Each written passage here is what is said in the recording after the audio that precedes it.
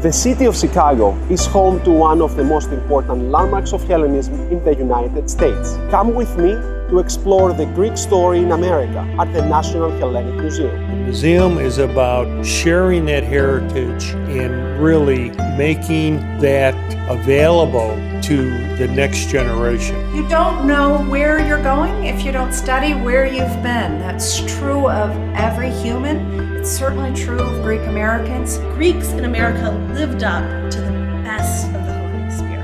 This institution propagates all this Greek culture to generation and to next generation and to next generation. So we really talk about Greek migration to America in three waves. First one began in 1890 when Greece went bankrupt and large numbers of particularly young Greek men left the country. Most Greeks either worked the railroads or in the coal mines. Greeks also very quickly in the western United States became involved in the sheep herding, in the livestock trade, and very quickly Greeks became sort of entrepreneurs. Great story of Greek diaspora history is when Greeks got a little money, the first things they did is they bought restaurants, grocery stores, and candy stores. When Greeks got here, they're communicators. We like to talk, we like to share information, we like to gossip. So we have many runs of these early newspapers. Then after the Second World War, you have another wave of Greek migrants. They come really between 1945 and the middle of the 1960s. By the time the military dictatorship comes to power in Greece. Constantine came on the boat across the ocean and then by train across the country. He literally had only one suit, and like many immigrants at that time, he wore his best clothes. This is the suit. Obviously, it's been cleaned now, but imagine what it was like after wearing it for many weeks on a journey. We are now in the middle of a third wave of Greek migration. So in 2008, the Greek financial crisis began, and large numbers of young Greeks are leaving the country.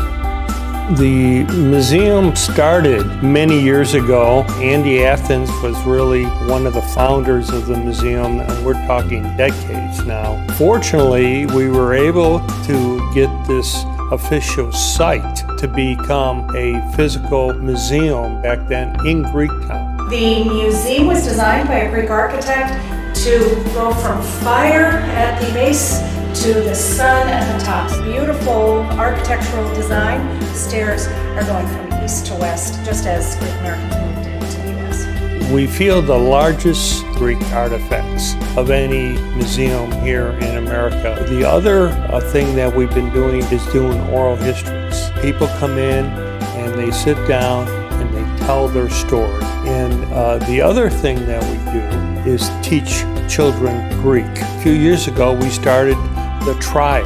We started with the trial of Socrates. The whole community comes out, not just the Greek community, but the whole community. We have Kusina, we have chefs from around the area, so that's a very popular event as well. We do a gala every year, which helps us in fundraising to provide all this, so we appreciate anybody's support along those lines. We Greek Americans combine the best of America and the best of Greece.